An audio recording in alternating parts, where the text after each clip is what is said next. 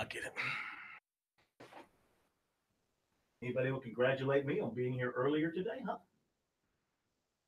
No. I never congratulate people on what happened. You put it back the other way. Ooh, hang your boots down. 4740. Want to say hello to the Twitter folks? He just got back and now he's on concussion protocol. Who's that? Kevin Love.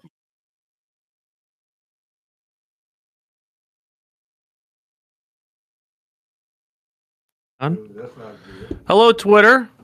How are you? You can see we've had a little, a nice little couple of days here with y'all.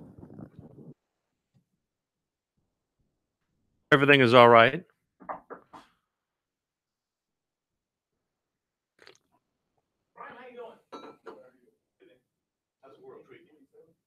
What are you looking for? What are you looking for? My mouse. Ah. Yesterday, Henderson on the roster. Yeah. All right, so did you get that thing cleared up with Gerard on the Google Doc? Yeah, I We're good? Yeah, I just gave you the new link.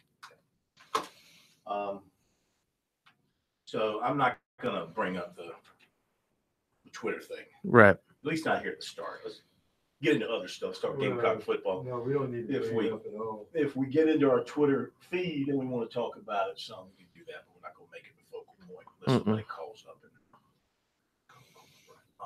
We can hang up on me.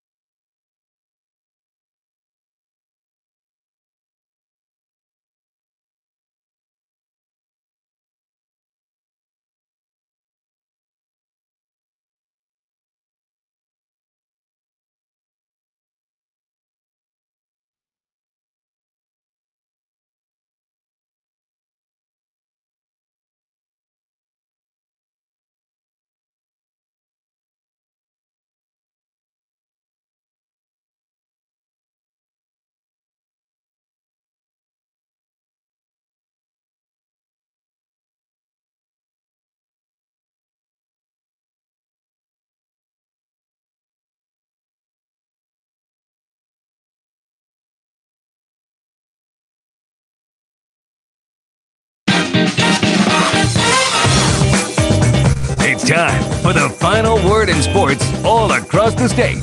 You're listening to Sports Talk with your hosts, Phil Kornbluth, Will Pelagic, and the Professor Tom Hayes.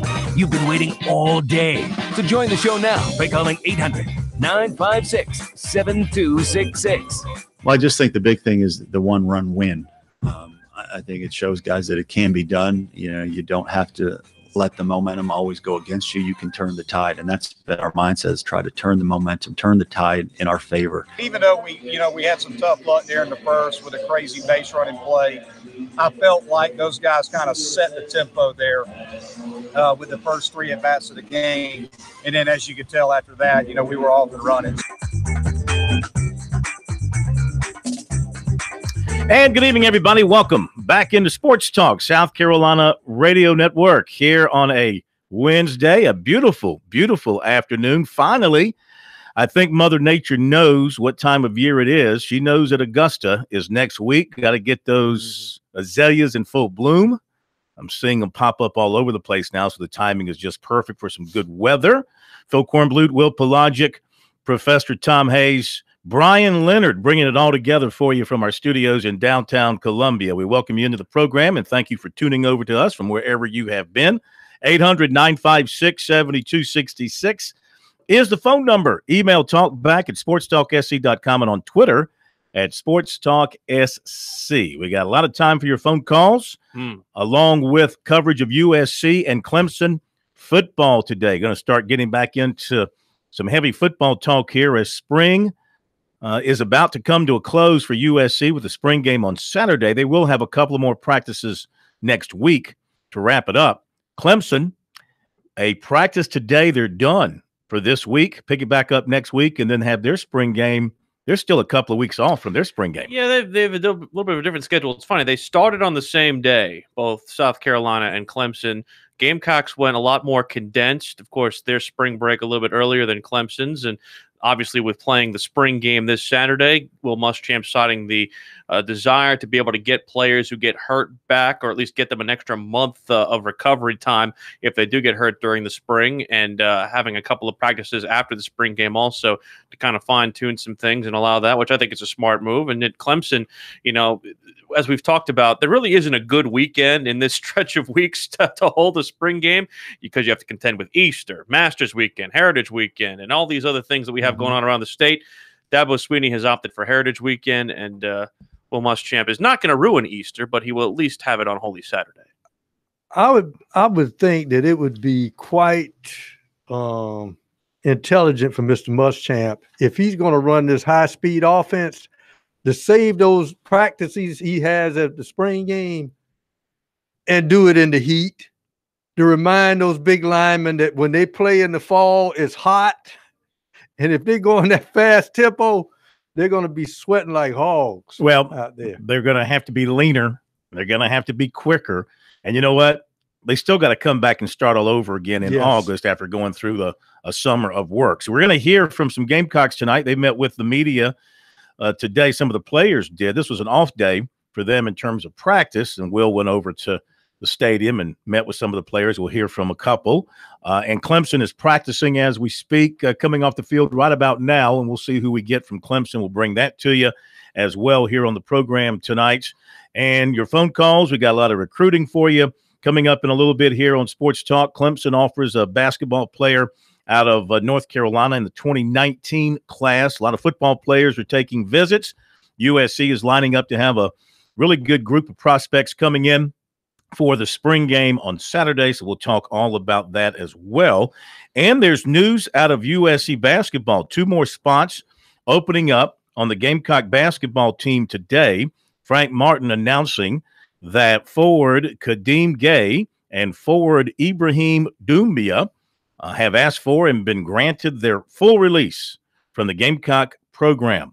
Neither was much of a contributor during their time. Gay was there for 2 years, Doumbia just for 1 season. So what this means to the Gamecock roster is now they have 3 scholarships available for the 2018 class, and even if they want to hold one over for 2019. But if he wanted to go to work and fill it up for 2018, he's got 3 spots available. I went back and looked. That's now 14 players, if I'm counting correctly, and I think I am. That's now 14 players that came to South Carolina, and they were on the team that have left for either dismissal reasons or transfer reasons, which I don't know if that's an overly big number or not. No. I mean, in 7 classes, that's an average of 2 per year in this day and age of college basketball and the number of transfers. I mean, that's probably right about on the number. This is not a South Carolina problem. This is not a Gamecock problem. This is not a Frank Martin problem. This is a college basketball problem. When you have players who don't get a lot of playing time or feel that their spot is not being used properly or feel like they're kind of dead weight in a program, they are inclined to leave. And I don't know if it's a societal thing. I don't know if it's, people who are in these guys' ears or whatnot, but it just, this is what happens. And when you have, so many of these guys going, I believe the number last year was somewhere in the 179, 180s. I mean, it was so bad over the last couple of these last couple of years. I thought it was more than that. I thought it was like 800. Yeah, I was talking about at the Power 5. The Power 5 transfer. The Power 5 transfers. Okay. I'm talking about in all of college basketball. I think they were talking like 800 or something. I mean, like, look at Pittsburgh. Yeah. Pittsburgh's almost their entire roster is right. At least now that they've got a coach. The number I was citing was maybe Power 5 number, but they'll decide to stay or something. But there's 330 schools, so I'm sure there's like a lot more, like you said, 800. But I think the thing is that this is more of a basketball problem. This is not a Frank Martin. So people who are trying to sit here and say, oh, this is because people don't like Frank Martin's demeanor, they don't like his son, the demeanor, that's a bunch of crap.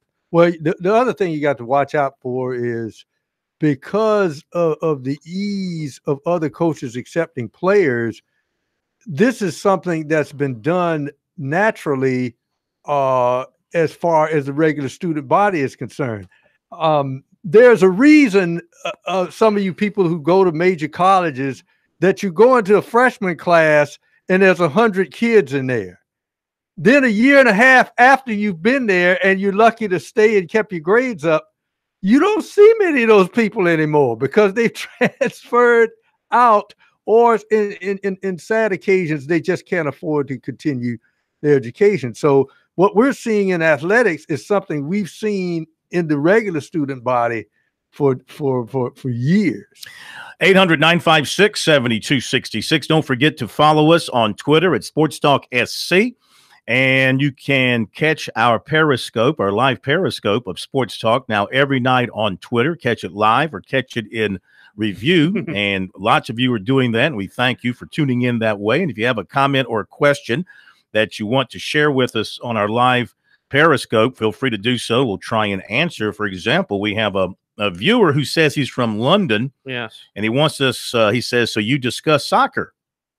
And I responded, yes. What would you like to discuss?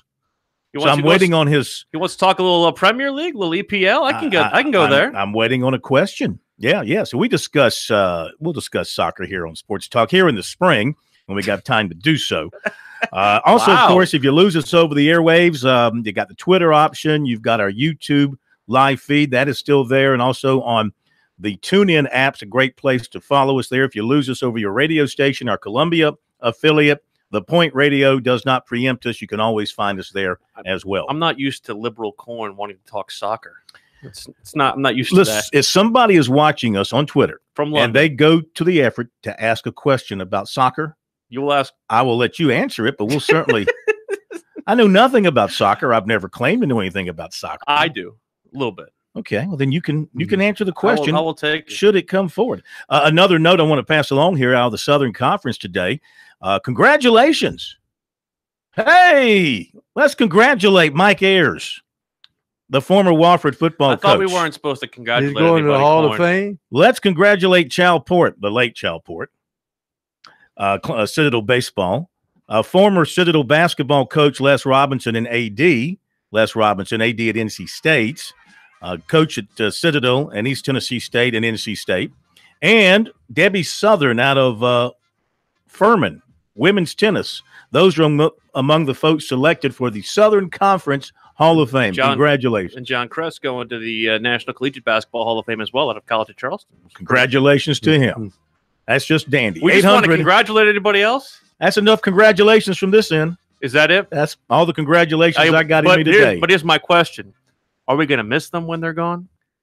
Yeah. I think so, yes.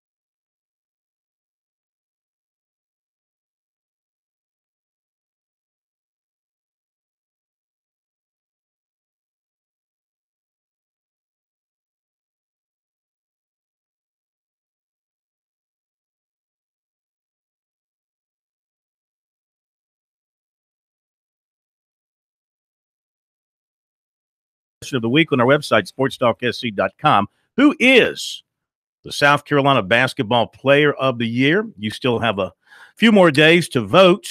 Asia Wilson, the runaway leader, which is fine, with his 77.7% of the votes. Marquise Reed has 11.7%, and Chris Silva has 6% of the vote. Marvin Bagley is headed on to the NBA, another one and done from Duke. I don't know. Is Duke going to win championships just having the revolving door of one and done players? Their last championship was 2015. Yes, over Wisconsin. So it's not like they've been in a long drought. I mean, 16, 17, 18, 3 years for them is okay. Is it maybe acceptable now, though? It's the pressure will be on K to win a championship because they get antsy. I mean, this would be if you had a regular class rotation of going through your freshman, sophomore, junior, senior year. Next year would be the senior year for guys recruited back in like 15. You'd be going through that academic rotation. People say, despite the talent, being young and in the tournament is a detriment. We saw a couple of times. Well, I guess Michigan's Fab Five made it to the championship game, didn't win it. Yes. And Kentucky won a championship with all those young guys. It's the only time I've seen it work. Yeah. Kentucky won. So you wonder if Duke's going to win a championship by rotating these classes in year after year after year of great players, but losing them for the most part after 1 year. But even when Kentucky won that championship, they had some upperclassmen sprinkled in there coming off the bench to settle those guys down. Cauley Stein they had as well. They had Michael Kidd-Gilchrist exactly. as well. So it's starting to grow on me, Coin, but I'm starting to believe that the Big East has the best idea. The USC two or none. If you're in high school, go. If not, you enter. You have to stay 2 years. This is a proposal from the Big East. Yeah. Yes. I still like the baseball model. I think that's the best.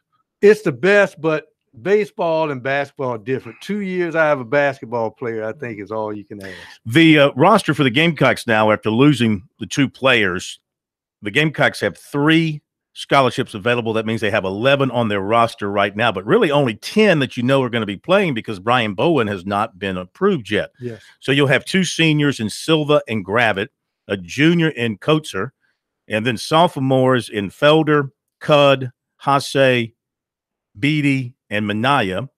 And we're also Bowen would be a redshirt freshman. And we're also assuming on Felder, too, because Frank Martin has not necessarily definitively said that he's going to play this year right off the bat as well, this upcoming year. I'll be surprised if he's not. I mean, barring anything happening, I'll be surprised if he's not there opening day. And then you've got one commitment right now in Cousinard. So, it's not an overwhelmingly impressive roster that they have at this particular time. I mean, Silva's an all-SEC player. He'll be your leader. Gravitt needs to play the shooting guard spot and take him out of the point guard rotation. Felder needs to come in and be the leader and distributor and protector of the basketball. Cudd's got to come a long way. Coach Sarr's got to get back to where he was as a freshman. Minaya's got to get back to the first half portion of his season as well because he hit a freshman wall. Beatty's got to play like he was one of the best players in Philadelphia coming out of high school. He didn't show that. Hasse, the same thing. He's got to pick it up like he was early in the year. Now, Bowen, if he gets eligible, it changes everything. Yes. I guess he becomes maybe your potential superstar player. And we don't know what role yet because at some points he did some solid things, and that is if you get more talented players in, then what role does Henson play, if at all? I mean, he needs to play tight end. If Brian Bowen becomes eligible, he immediately becomes a starter. I mean, I don't see any reason why that's not the case. Not only a starter, but like a 35-minute per game starter. So you need to milk every little bit of that you can from him. And the thing about it is it's Frank Martin needs to design a scheme where you can run an offense that takes attention away from him, and you need to put shooters on the floor that can get attention away from Bowen, because Bowen's going to be an inside-out type of player. I mean, he'll be able to drive the lane, he'll be able to shoot, he'll be able to do a whole bunch of different things. But what is he also going to do, Corn? He's going to command double teams. So you have to have other guys prove that they can score the basketball, whether it's Silva underneath, whether it's Minaya, whether it's Hassani Gravett, whether it's Rockfelder joining, driving to the lane. You need to be able to find something. And maybe it's going out and getting another player, like one of these guys who Frank Martin's trying to get in the late signing period. They need another, I don't want to say volume scorer, but they need somebody to come in and draw the attention away. Well, see, I'm going to go the other way. They need somebody that can shut down the other guy's point guard, because that's really where they got caught last year. Can't Felder do that? Because Felder's a pretty good defender. He's very physical. He doesn't mind getting up in your grill. He is good at that if you have a point guard that people think of as a point guard. If you got a guy like that stud that Texas Tech had, you better hope that Bowen can guard somebody. Because, see, that's the kind of guy you have to have on a big point guard, somebody with wingspan. Gary tweets us at SportsTalkSC. I says, I want another point guard and I want a post player. He says, save the final scholarship for a transfer or for next year. I mean, all well said. Yeah, South Carolina is not in the point in time where they need to be holding back scholarships at this point. You need to be able to get players. They're going to take a transfer somewhere. They're going to try and find a grad transfer or two, I would imagine, because it's going to be a deep market once again in that category. But what he's thinking about is next year. Is the bountiful in-state 2019 class. Bingo. I mean, you're talking about Juwan Gary. You're talking about Tommy Bruner. You're talking about Malcolm Wilson, Christian Brown, the guys down at Porter Gaud. The state is loaded next year. Now, in South Carolina and Clemson, you know, they can really make hay with the in-state class next year between them. You know, split it up, keep these guys in state. Burns number one is another one. Is he DJ Burns is another? Yeah. So the state's got 6 or 7 really big-time players next year between South Carolina and Clemson. If they can keep those guys in state, both are going to benefit. You got to get them, though. That's a big thing. Yeah. 800-956-7266 on Periscope. Question is about Jack Leggett, wondering how Leggett got the USA baseball job. Hall of Fame baseball coach.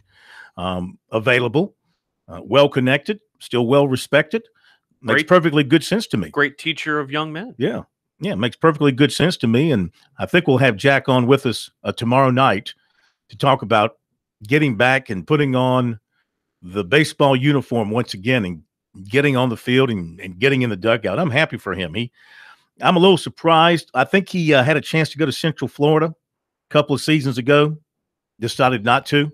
Maybe he's decided that coaching college baseball is just not for him anymore on a full-time basis, and he's enjoying his life up at Clemson, living in retirement and going to games and going where he pleases and going skiing and hopefully not breaking any clavicles or anything like that, like he did several years ago. He broke his neck one time. Yeah, that's what I'm talking about. Was it neck or clavicle? He was biking when I think when he broke his neck. Yeah, yeah. An injury waiting to happen sometimes with Jack. Speaking of baseball and injuries, my goodness, the Gamecocks open up tomorrow night against Tennessee, a SEC series that they definitely need to win. But this Tennessee team is off to a decent start in league play, unlike the Gamecocks, and they'll be a tough out for South Carolina, especially the team that they'll put on the field tomorrow night, because Stokes is out, Hopkins is out, Hill is maybe. They are cautiously optimistic on Hill. Yeah. And let's see. Oh, and Campbell is out. Campbell's out. So I mean that's 3 frontline offensive guys. Now, last night, they got some surprise offense out of Justin Rowe, had 3 hits, a homer, and played well. And he's been playing very well of late. And I think he's going to earn himself even more playing time with or without the injuries.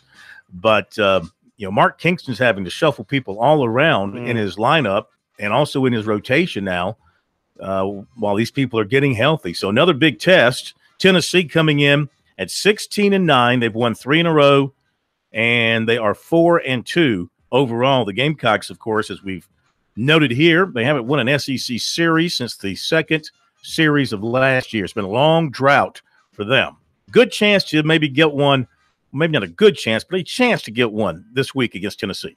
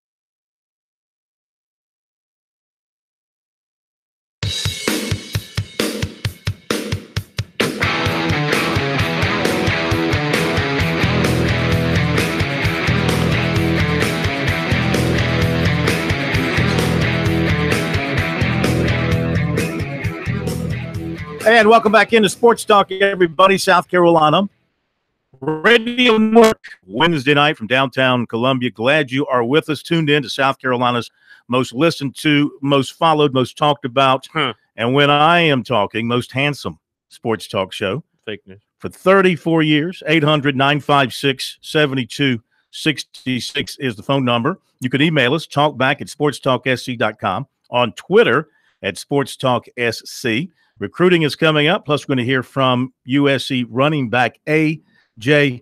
Turner. I want to talk about the Gamecock defense for a couple of minutes. Sure. I like the way it's coming together. I think Javon Kinlaw can be an all-SEC player this year.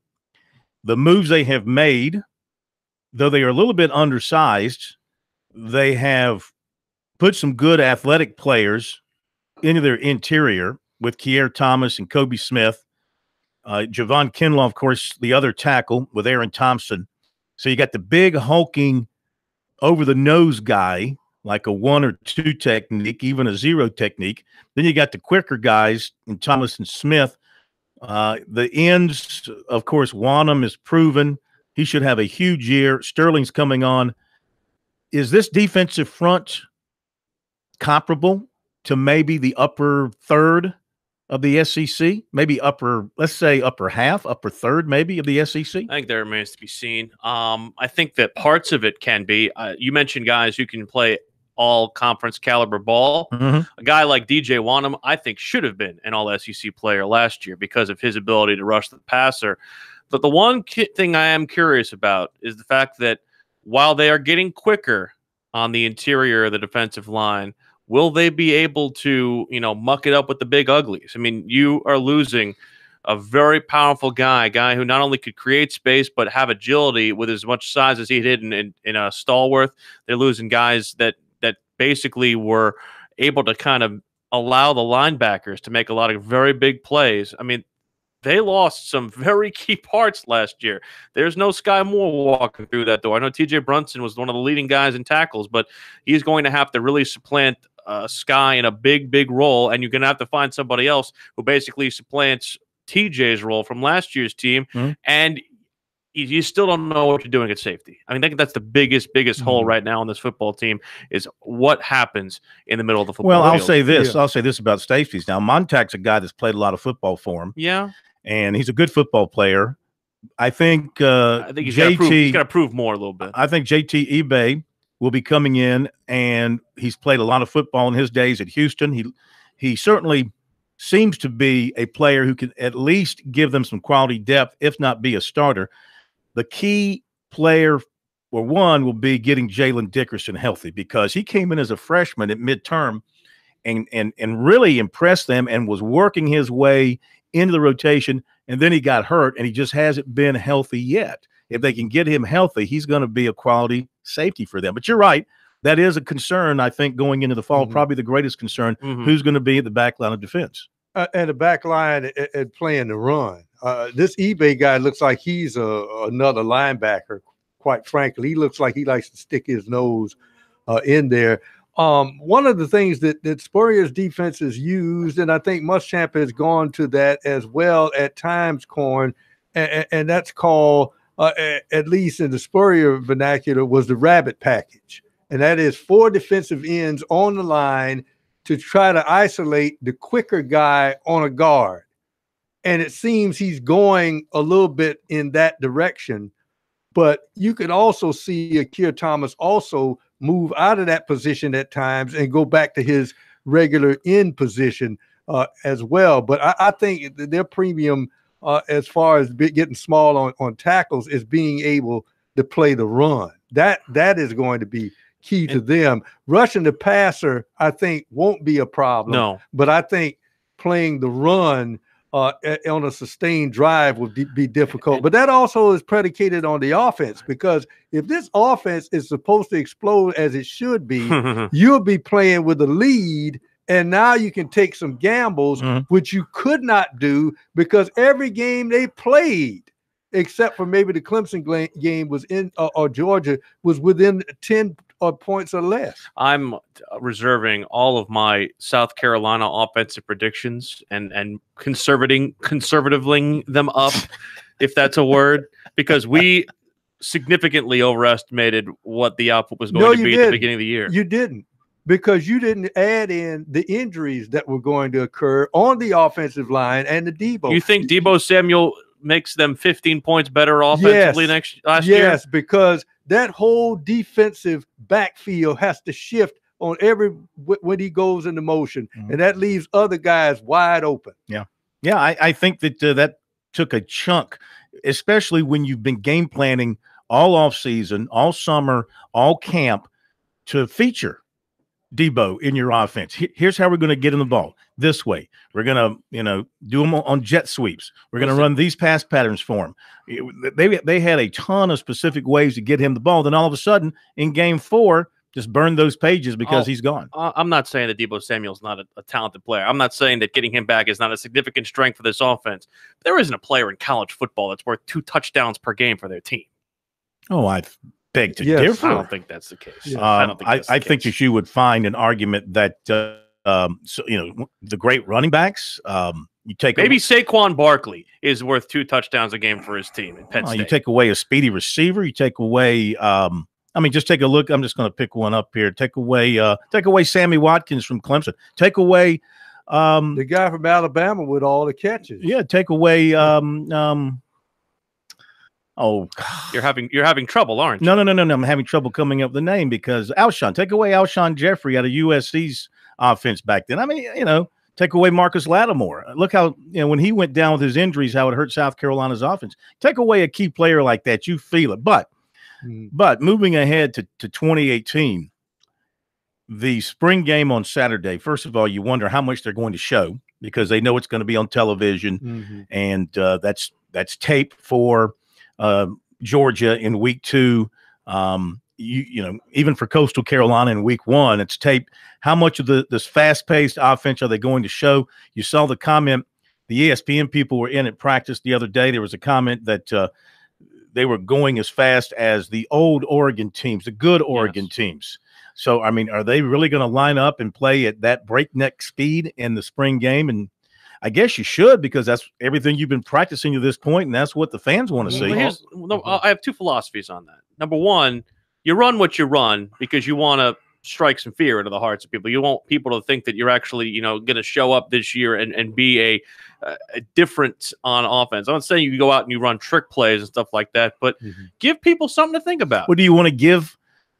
Do you want to have people talking about you? A lot of times these colleges will use these spring games to roll up these huge offensive numbers. Spurrier used to do that. He wanted to see his quarterbacks have big numbers in the spring, so they felt good about themselves and people were talking about them. It's not a well-kept secret. South Carolina wants to get faster on offense. I don't think you can hide that because you're asking people to do different things based on what they have. All right, Daniel in Charleston, welcome into Sports Talk on this Wednesday night. How are you? I'm doing good. How are you guys doing? We're great. Good to have you with us. And, I'm going to talk about Debo and his impact. Let's not also forget how important he is on special teams. I know you can't expect him to score a touchdown every game, but he could literally add 15 to 20 yards to every offensive possession that starts with a kickoff. And that could have made a huge difference, especially when you look at all the close games that South Carolina was in. You don't need a 15-point swing to have a really good season. Maybe you need 15 if you're going to get in to the top 4. But you could definitely be a top 15 team with only another 7 or 8 points. And I think Debo's worth every bit of that. Yeah, that's an excellent point. Debo, he's worth about a touchdown, I would say, per game. Debo would lead to a shorter field. And that's very valuable in getting your offense going. You want to put a figure on him, 10 to 14 points, I would think, was what a player like Debo is worth to an offense when he's healthy and able to use him fully in the offensive attack. And another guy that's unsung that could have been a difference is Casey Crosby if he had not gotten injured. All right, we'll be right back. 800-956-7266, the number.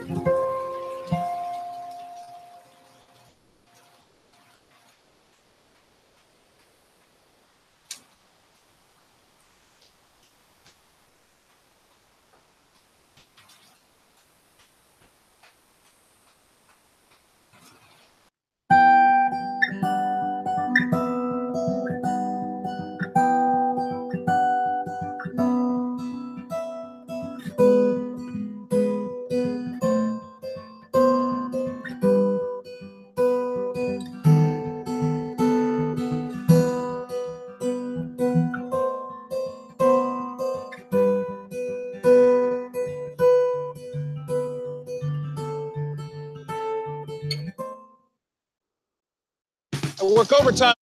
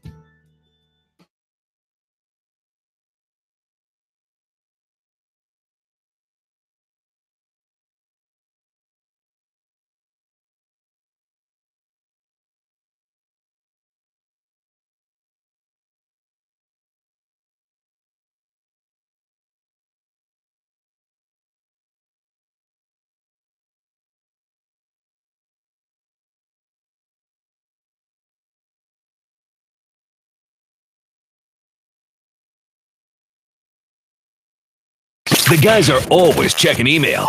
Send your comments or questions to talkback@sportstalksc.com. Now, more of Sports Talk from Columbia's Main Street. Yeah, who knows? A healthy Deebo Samuel, those other guys not going down, and Kurt Roper might still be your offensive coordinator in South Carolina. Things might have gone well, but despite all that, they still won 9 games and improved, and they feel good about themselves moving into the 2018 season. I think the Gamecocks are starting to regain some swagger and the feeling that they can win their division, even though Georgia looks like a giant right now. If you overlook their losses on defense, their offense still looks very good. They lost a ton of players on defense, but they're still the giant in the East that South Carolina would have to get past. And then, you have to always wonder about how much is Florida going to improve under Dan Mullen in 1 year? How far will they come? Kentucky's been South Carolina's thorn in the side in the division, the team that they should beat, but they haven't been able to beat, and you've got to go to Kentucky. That's something they have to conquer. Then you have to wonder about, okay, how much more improved is Missouri going to be?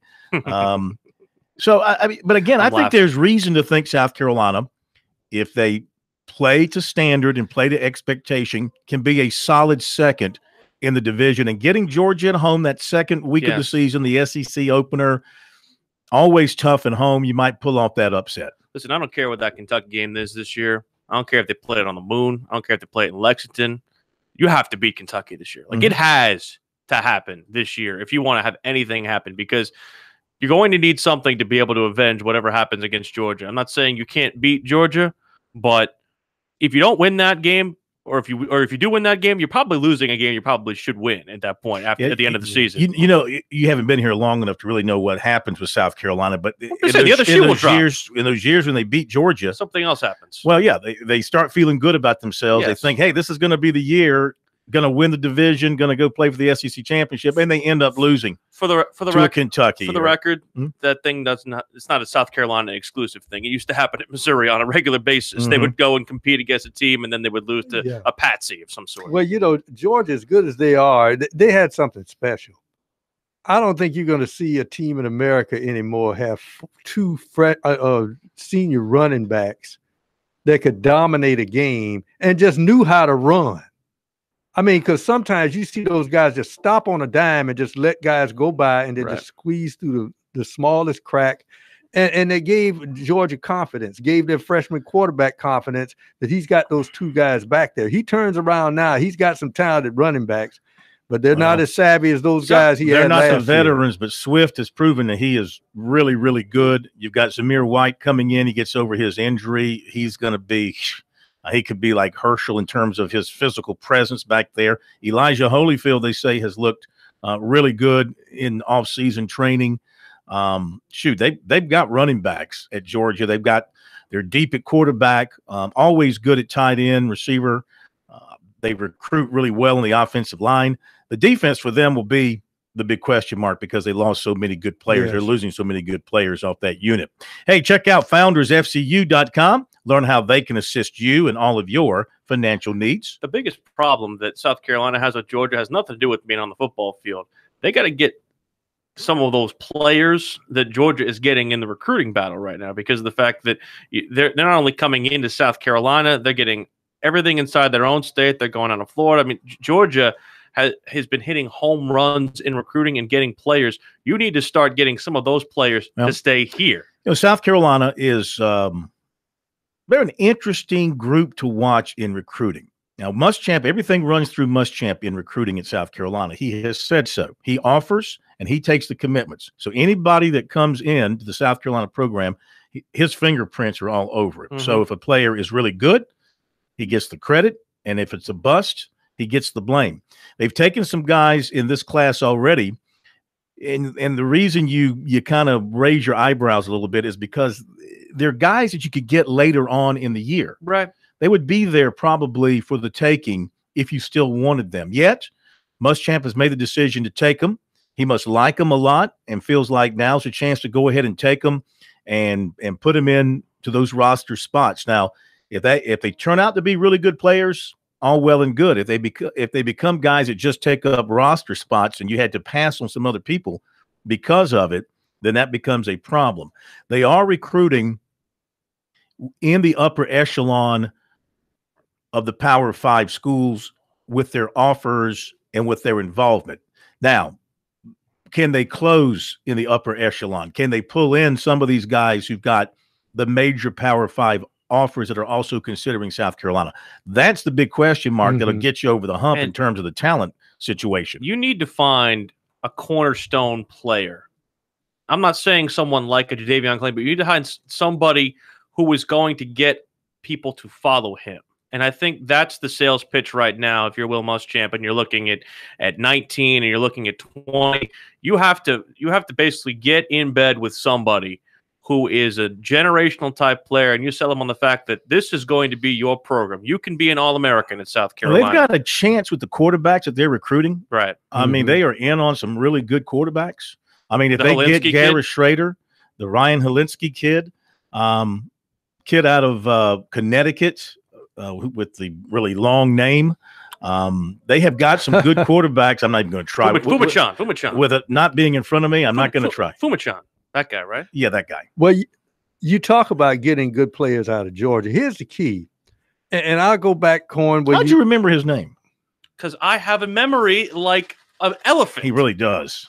People don't ever test this guy on his memory. Is there anything else you have like an elephant? I mean, I just asked you a question. But the thing. All right, Pro. No, very good. No, I made his one off-color comment for the year. No, I was thinking about Brian liked that one. I was thinking about this. What part are you referring to? I mean, does an elephant have small parts? I didn't refer to what part of an elephant has a small part. I mean, I know that's what you're referring to. I can't think of a part of an elephant. Brain, but nothing else on that. Well, the tail is pretty small. You know, the appendage from the rear end. I don't know. I was at Riverbank Zoo a few weeks ago and saw some elephants, and those tails look pretty big to me. I'm just talking about the little tail on the back. I'm not talking about make the your rump. point. Make your I point. just noticed one about long the Peach tail. State. The Please. point was this Swatting about the flies. Peach State. South Carolina gets talented players out of Georgia who may or may have not been recruited by Georgia. Mm. Those kids, when they play Georgia, is the lightning rod that keeps South Carolina in games against Georgia, because those kids from Georgia come out on that field and say, all right, Georgia, let me show you what you missed. And that's why they stayed in that game last year when they had no business being in that game, because those kids from Georgia play the Bulldogs off their feet. Let me jump to recruiting here before we hit the top of the hour break, because we may be losing some of our stations at the top of the hour. So I want to get into this very quickly. Defensive end Nolan Smith of IMG Academy in Florida has been a Georgia commitment since January of 2017, but Clemson is working him really hard. So is Alabama. And he's still thinking hard about Clemson at this point. He's going to take official visits later on before he finalizes a decision. Linebacker Jamar Brown of Fort Lauderdale at Georgia today. USC the end of the week, and he'll be in for the spring game. Defensive end Byron Young of Laurel, Mississippi. Clemson and USC are in his top 10. Alabama, LSU, Ole Miss, Mississippi State, Arkansas, Georgia, Florida, Auburn also in there. Paul Strelo, Tiger Illustrated, reported defensive end Zach Harrison, Lewis Center, Ohio, was at Clemson today, or planned to be at Clemson today for practice. Clemson offered 2020 defensive back Keely Ringo, Scottsdale, Arizona, and defensive end Matayo Soli, Douglasville, Georgia. Basketball, Frank Martin, Chuck Martin, Bruce Shingler were at Gray Academy in Columbia last week to visit with Juwan Gary and Tommy Bruner. Both are expected to visit USC next week. New Georgia coach Tom Crean was in yesterday to see Christian Brown of Lower Richland. Clemson offered 6'7" Greg Gant of Fayetteville, North Carolina. Louisville, Oklahoma State, Rhode Island, Cincinnati, Florida, Virginia Tech, Pitt, and others are offers. And Martin, Frank, was in to see point guard Courtney Ramey of St. Louis this week, according to Corey Evans of Rivals. They play good basketball in St. Louis? Quite. You ever heard of Bradley Beal?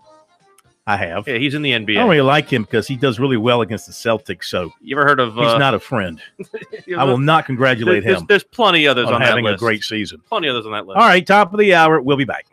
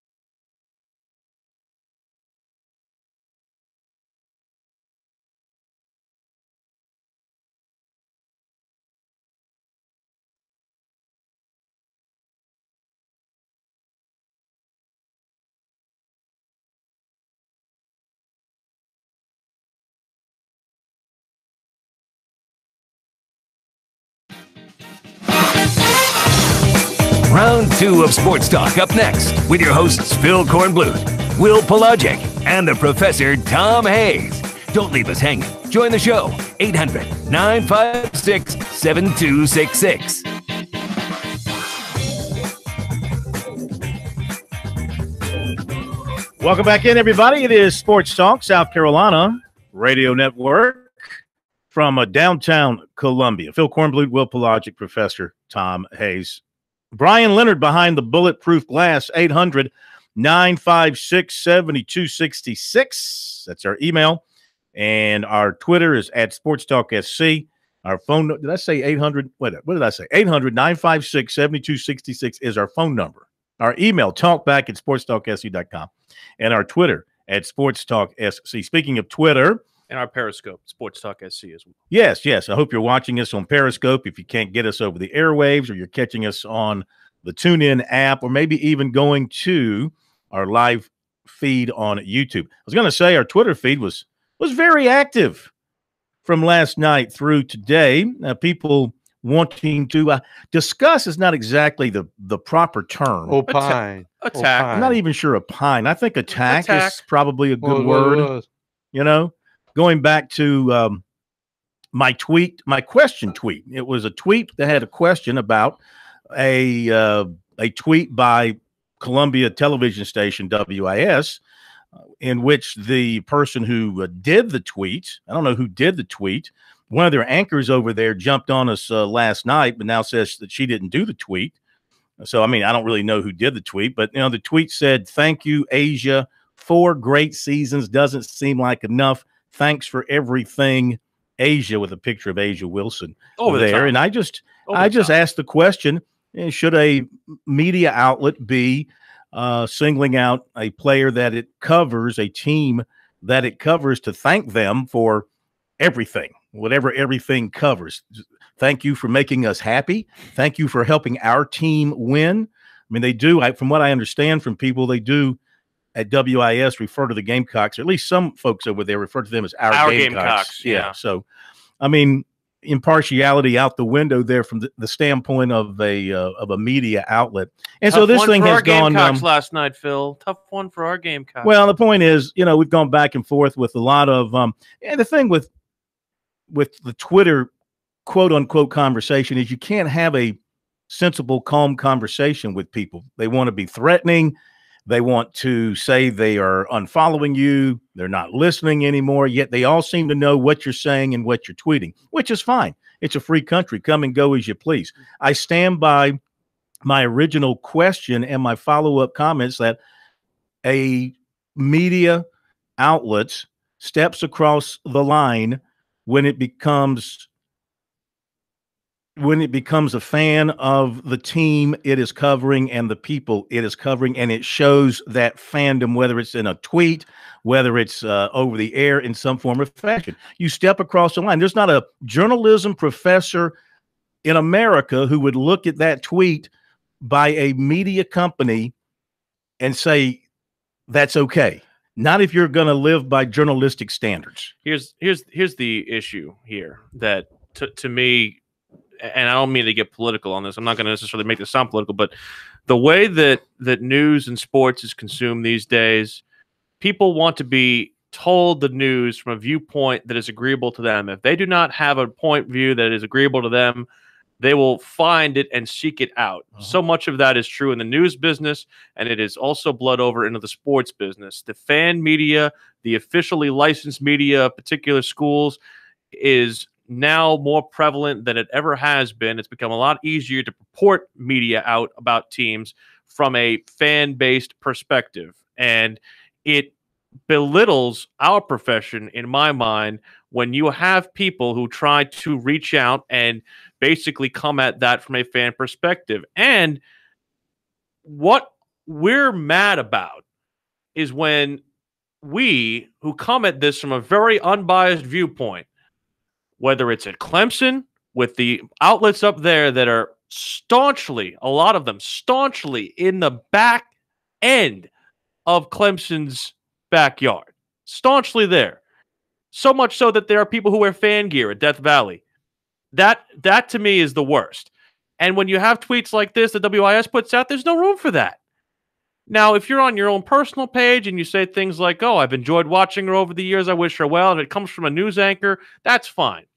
But not from your official news organization Twitter account where you're saying, "Thanks for the memories, Asia. 4 years doesn't seem like it's so much." Like, we don't say that. Yeah. We congratulated Marcus Lattimore when he won his first high school football game. It's a high school football game, and that's different. You did that. You didn't know better. I know better because it's a high school. We don't care. It's high school. They're not playing for a national championship. It's a high school. Come on. Actually, it was the only game he won, too, wasn't it? I don't think they won a game after that. I don't know, but I think. But let me just say this real quick. It's laughable, some of the things that people post on our Twitter in attack mode.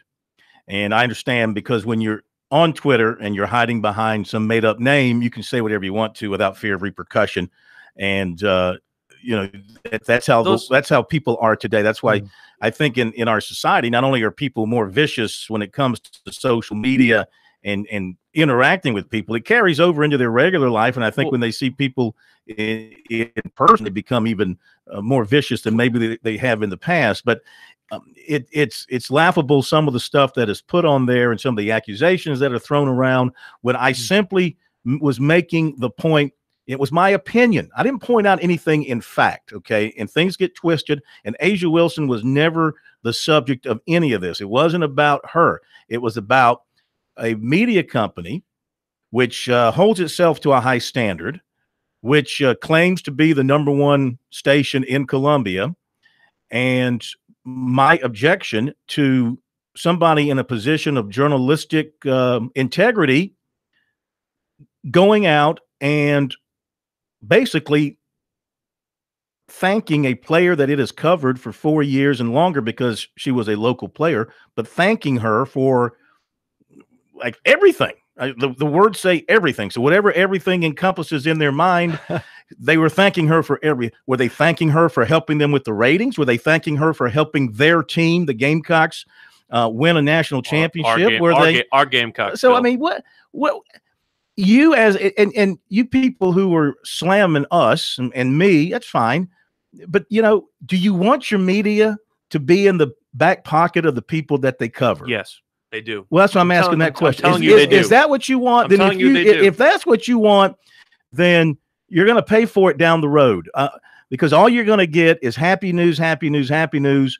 And at the same time, when there's something going on behind the scenes that is not proper, the people who are in the back pocket of that particular organization are never going to report it. You're never going to find out about it, whether it's a cheating scam, whether it's academic fraud, whatever the case may be. If that's what you want and you want to live in that kind of vacuum with your head buried in the sand, you'll get what you wish for, which is going to be it's going to be tainted. It's going to be tainted, filtered information.